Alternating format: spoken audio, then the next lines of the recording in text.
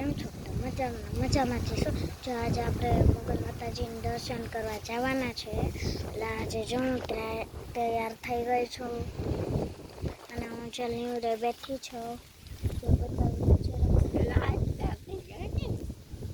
તો જો આજે અમે જવાના છીએ, તો મારે ભેગા કોણ આવશે?